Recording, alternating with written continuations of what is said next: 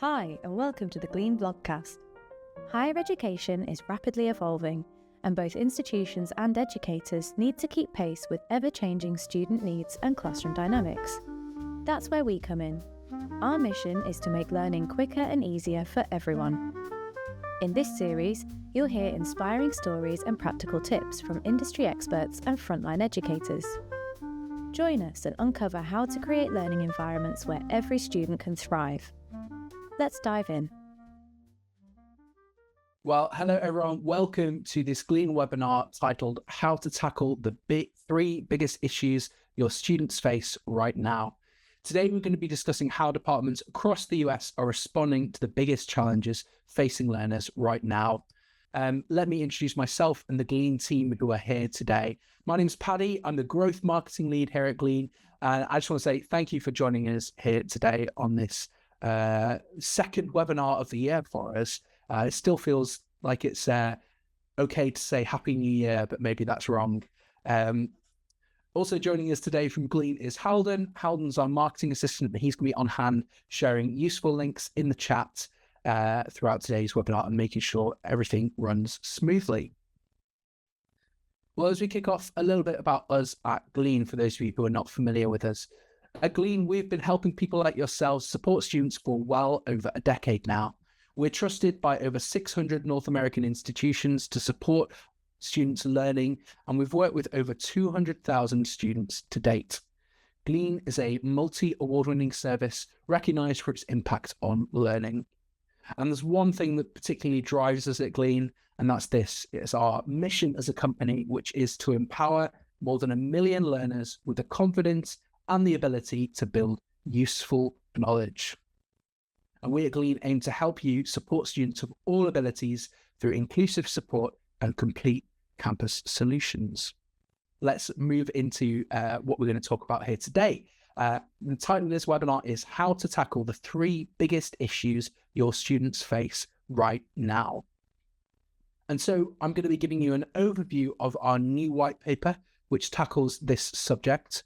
We're going to discuss the three big issues facing students right now. And we're going to look at how offices across the US are dealing with these pressures. We're also going to discuss the importance of collaboration for the 2023 Disability Services Office. Well, let's dive in. In today's session, we're going to be discussing the research and findings presented in our new white paper. This white paper is called 2023, A New Blueprint for Disability Services. Harden's going to drop a link to that in the chat. I would really recommend you save that for later and bookmark that link so you can have a read through. We're going to be kind of like a bit of a skim through some of the content from there, but it's in more detail in that white paper link. Fantastic. Well, let's dive in. What are the big issues students are facing right now? How do things stand for students as we enter 2023? And what are the problems, predictions, and changes that students are facing this new year? We reached out to members of the disability services community and asked them a series of questions about their work, their institutions, and what trends they're seeing on campus. And the result is a snapshot that captures the whole community. In this research, we're going to see disability services departments reaching beyond the walls of their offices. Offices that are looking to solve complex support problems collaboratively and with a focus fixed on the future of education. You're going to see a community preparing for the big challenges that are facing students and a flexible mindset ready to adapt to anything. And most importantly, we're going to see how institutions are tackling these three big problems that students are facing. So quickly, who took part in this research that we ran? Our survey respondents came from all over the continental US with a wide range in department sizes, institution types, and job roles. We saw representatives from all aspects of disability support, including coordinators, AT specialists, and directors as well. And so a range of roles from across disability services departments. Staff from public universities were the largest group represented in our survey with 62 respondents. Private universities came in second with 40 responses, while community colleges made up 34 of the total. They came from all over the US, like I said. California was the most responsive, with 13 institutions from the Golden State completing the survey. And there was a fairly even split between small, medium, and large institutions. So 17% of respondents represent an institution serving more than 2,500 students, 21.5% serving 1,000 to up to 2,500, and then similar numbers further lower than that as well. Basically, there was a really broad representation of large to medium to small institutions in this research.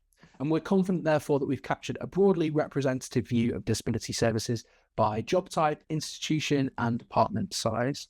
And as we discovered, there are plenty of concerns and predictions shared across the whole community. And so this report that we've linked in the chat, this outlines how institutions are responding to the challenges that are facing students right now. Some of these challenges are challenges that have been around for a long time. Some are new, and they're all specific to this year that students are living through right now. Okay, so the first issue, more complex student needs. The student of 2023 has more complex needs than years past. This is the belief of our respondents, who agree that more students than ever will access services in 2023, and they will do so for a greater range of needs. And you can see that in the responses to these questions. On the screen, there are two pie charts. The first of which on the left says, do you agree or disagree that more students are accessing services? And you can see that the green and the blue, the green represents strongly agree and the blue represents agree. That takes up about 90% of the pie chart, respondents agreeing that more students are accessing services than ever before. On the second pie chart, the question is, do you agree or disagree that student needs are more complex than before? And again, strongly agree and agree, taking up the majority of this pie chart. Probably about 80% of respondents strongly agree or agree with that statement, with only a very small number disagreeing. We can see here that departments really are seeing this, that more students are accessing resources through disability services, but also that students are coming with more complex needs than just maybe just one accommodation. They're coming with multiple things they need support with. When asked what kind of new challenges they're seeing from students, our respondents drew on a few common themes. So this is how people responded to the question, what's changed in supporting students? One person said there is a large increase in mental health disabilities as well as ADHD. Another said anxiety and depression, ADHD and autism all have increased. Another said, we're seeing more students register with our office for mental health concerns, but more broadly, we are seeing all students have more complex requests. Another said, students are coming with very specific requests and accommodations. Some of these accommodation requests we have not seen before, and fundamentally alter a course or place a financial burden on the institution. And what does all this mean? Well, one respondent summarised the picture they're seeing as follows. More complicated accommodation requests such as flex attendance, remote access, more one-to-one skill building assistance, students with autism needing social and developmental support, increased need for job preparation, skill building, increased need for social, emotional support for mental health, more students asking for individual assignments to be altered. These kind of requests that this person is outlining, such as flex attendance, one-to-one support, skill building, they were frequently cited by respondents. These increase the complexity of the support need for a student and increases the need for holistic work with eligible students. In other words, supporting students is becoming more difficult and more time consuming. Meanwhile, there's no new influx of cash or staff to compensate. And underpinning much of this complexity of need is a student mental health crisis. So what we're seeing is Number one issue that students are facing is they need more support. And those support requests are more complex and are placing more of a burden on your offices. Issue number two that students are facing right now is the mental health crisis. We saw it already in responses that we've already covered, but mental health was a key concern raised by respondents to this survey. In fact, 88% of respondents believe that more students will come through their offices with mental health challenges than ever before. As campuses reopen fully following the pandemic, social anxiety appears to be on the rise. Respondents highlight an increase in mental health conditions rising to the level of disability. Others report more students coming to them with mental health challenges that don't meet this criteria. Either way, the mental health crisis is exerting pressure on departments from all angles. It may have an influence on disability services' long-standing priority, student retention. A study from 2011 identified that only 27% of students registered with disability services graduate within a 6-year timeframe. I'm going to say that again. A study from 2011 identified that only 27% of students registered with disability services graduate within a 6-year timeframe. 27%. Fast forward 11 years, and retention is right at the top of disability services agenda. An overwhelming majority of respondents believe that student retention is an important issue at their institution. You can see this in the pie chart on the left here. Probably about 80% that looks like, saying that they strongly agree or agree that retention is an important issue at their institution. And this was especially true of community colleges. 75% strongly agreed that this was a key priority for them. And similarly, a clear majority believes that disability services will play a crucial role in improving retention. You can see it in the pie chart on the right here. Again, 85% saying that they believe that their office will have a significant boosting retention. And we asked respondents how disability services can work to improve retention. And here's what some people said. One person said, providing a consistent student experience and clear processes, maintaining close relationships with other student services officers. Another said, disability services offers assistive tech, regular meetings, and triaging that is more involved than standard instructor office hours or tutoring support. And another also identifying the role that disability services have to play in boosting retention, say that they improve retention by supporting student success academically, improving access for all students to courses via UDL, Universal Design for Learning. At one time, providing the minimum accommodations necessary to reduce barriers might have been seen as disability services' main function, but now staff believe that their office plays a crucial role in improving student experience, student success, and ultimately retention. We see here on the screen 2 more pie charts. On the left, the question is, do you agree or disagree that student experience is an important issue at my institution? And again, very, very high numbers. And similarly for the question, disability services has a significant role to play in improving student experience, very high numbers, so people agreeing again. Fulfilling this role requires office hours and one-to-one consultations, so departments need to ensure they can cope with the demands placed on them. With a greater number of students presenting more complex needs and more students coming forward to disability service because of the mental health crisis, departments are being stretched. So issue number 2 is students coming forward because of the mental health crisis. This is a real thing we're seeing on campus that your colleagues across the country are seeing, and it's affecting institutions not just in terms of number of people coming through the door of disability services, but also that bigger picture of retention and student experience. Issue number 3 for students, the support gap. Now this is slightly framed in terms of how your office approaches this problem. And this is something that has been around for years and years and years, but it's still plaguing students now in 2023. According to data from NCES, 65% of students with a disability do not disclose this to their college.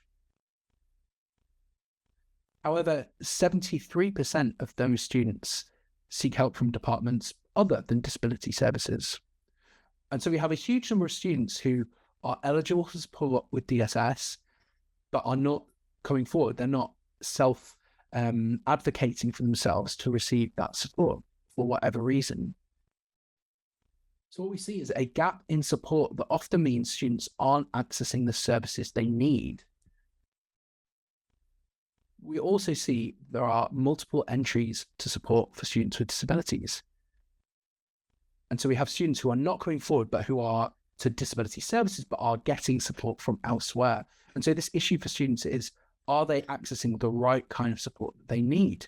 Or are they seeking out support, but maybe it's not the stuff that's actually going to be super targeted and helpful for them that disability services can offer?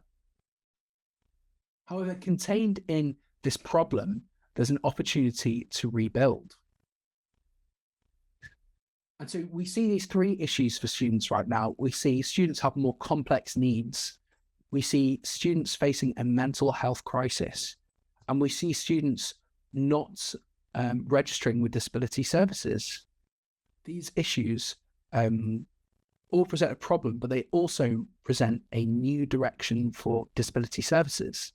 If this is the issues that the students are facing, so from it we can draw a blueprint for a disability services office in 2023. With support becoming more complex, a mental health crisis in full swing, and an existing gap in support affecting students institution-wide, how are departments imagining a more equitable future on campus? Well, it begins, according to people who have been responding to this survey, with collaboration. Disability services offices don't work in a vacuum.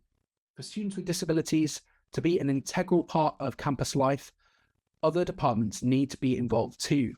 As one respondent put it, the more inclusive the college community, the more connected and supported students will feel. So how are inclusive college communities built? Well, by focusing on the student experience as a whole and by working with other departments to improve it. We asked respondents to the survey some simple questions about their work across departments, including who they report to. And these responses highlight where centralization exists and where to source opportunities for collaboration. You know, if you're lining into the same department as some other departments, then maybe there's synergies there that you could take advantage of.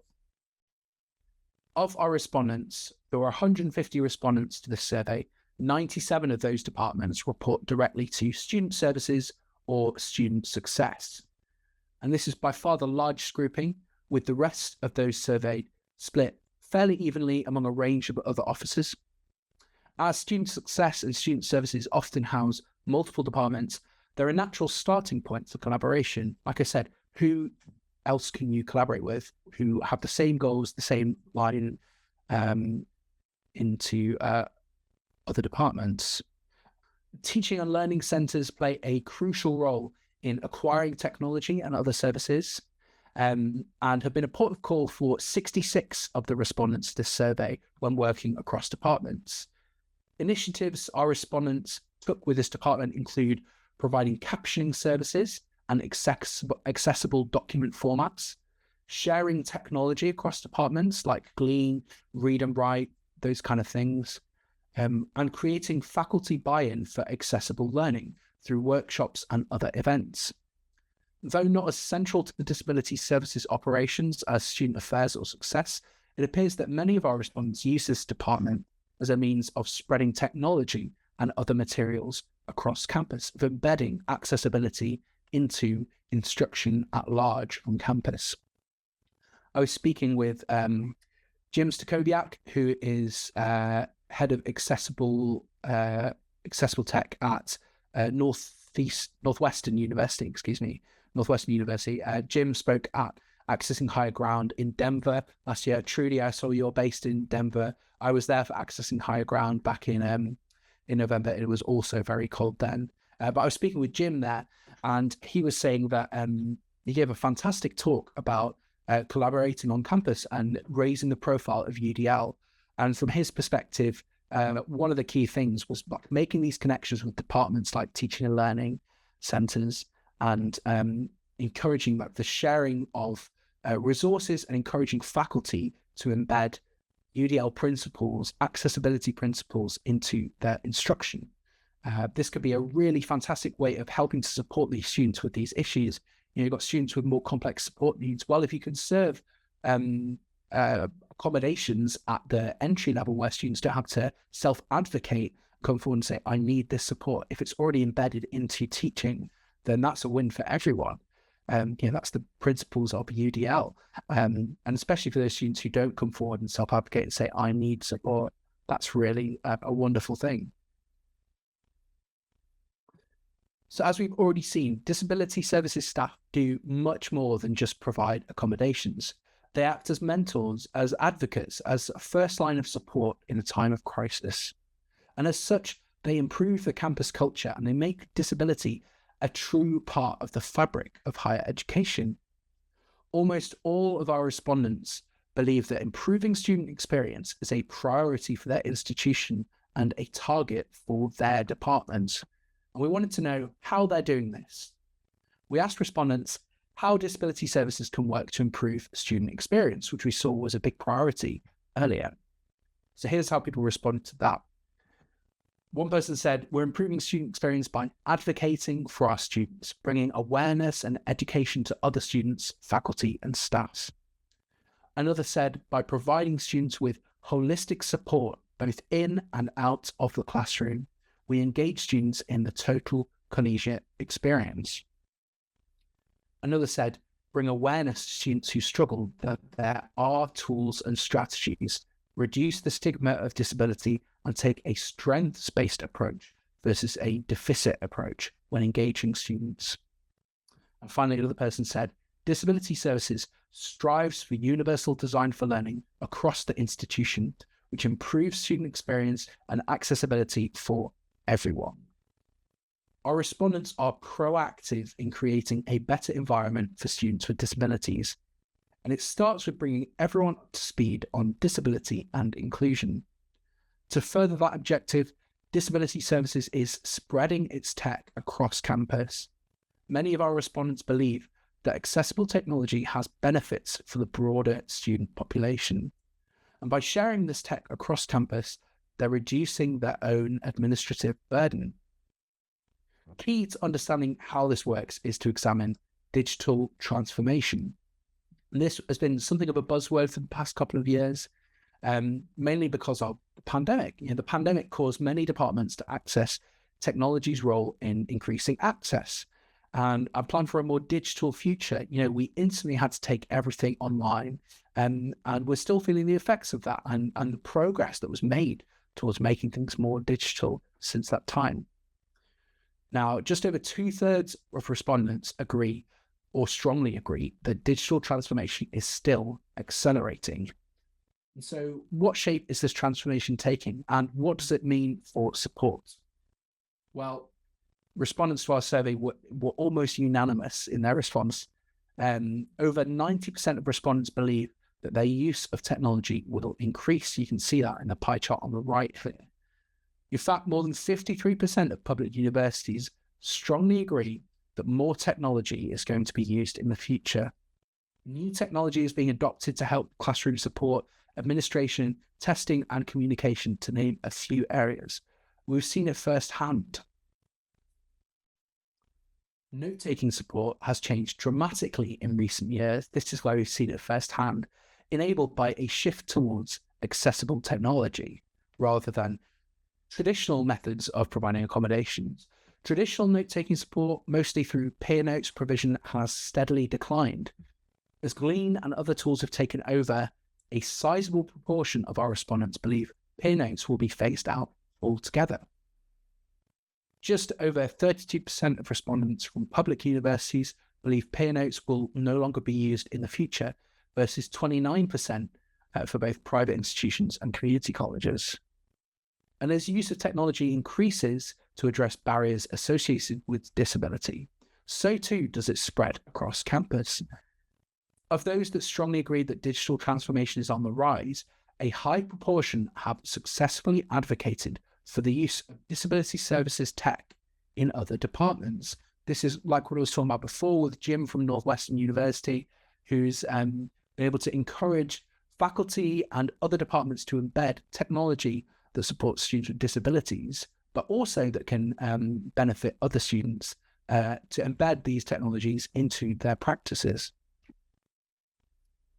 So what's on the UDL horizon? Well, 55% of public institutions either agreed or strongly agreed that a UDL approach will be adopted campus-wide. 49% of private universities and 47% of community colleges feel the same way. So around half of the community believe that UDL is being adopted by their institution. Well, how is this being done? Well, here's a few examples on screen that maybe might encourage some thoughts for you about how you could encourage UDL on campus. How is UDL being adopted? Well, by pushing for accessible course material and incorporating disability services related tools that could be open to all students. Another respondent said, we definitely have technology that supports accessibility for all students, not just special education students. We also are making the assignments available through the computers, and if needed, we supply hard copies. Another person said, we have a UDL centre that provides education and training regarding accessible materials and tech.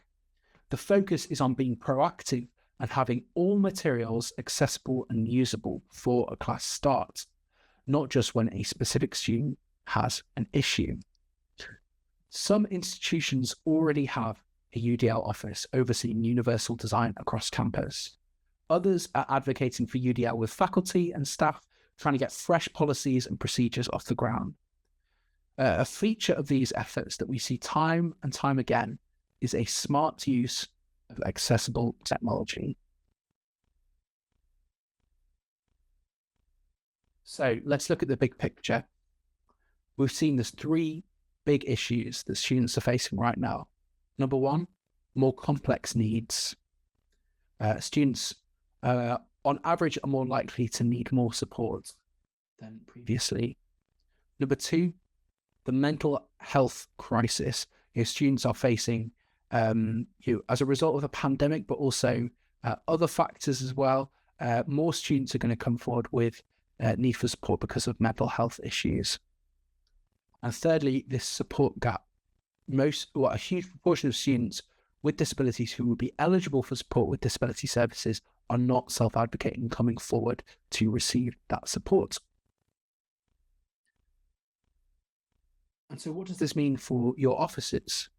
Well, all this stuff gives us one key word for right now: pressure.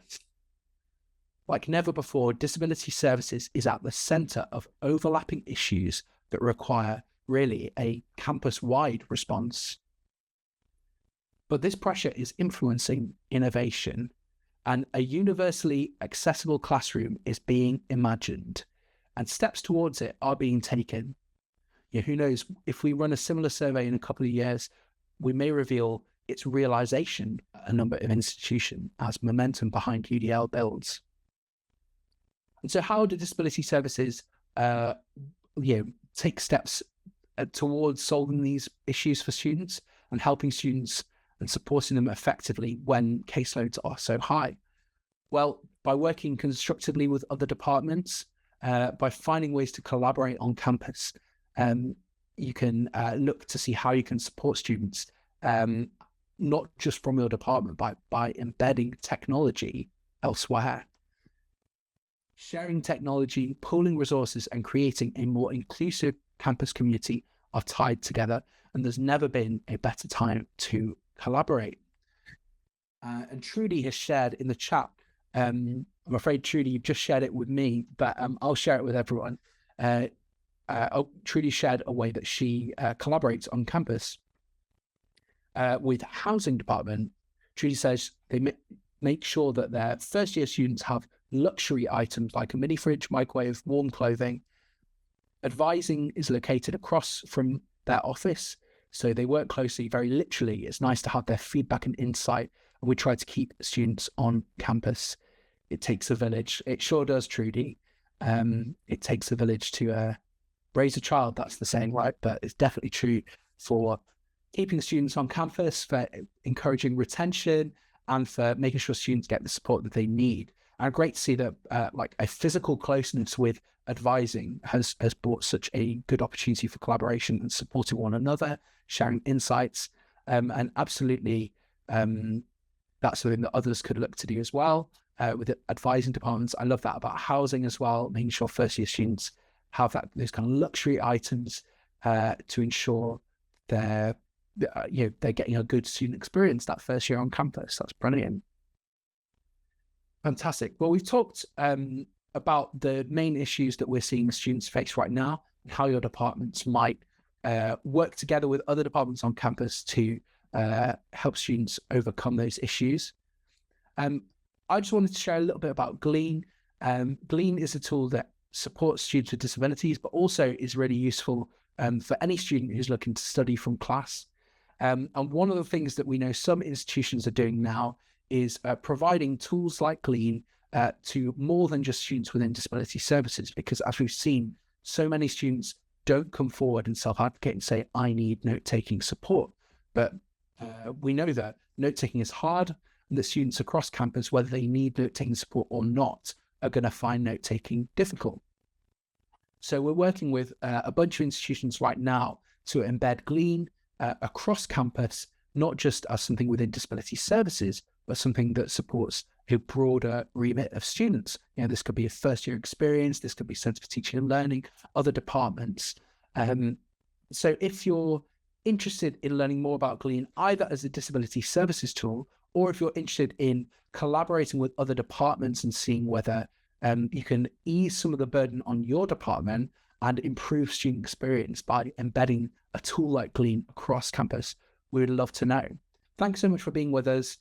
Keep an eye out for that webinar where we'll let you know about those new features, and we'll see you on a Glean webinar very soon. Thank you very much for being here. Thanks for listening to the Glean Blogcast. Turn on your notifications and follow us on socials to be the first to know about the next instalment. See you next time.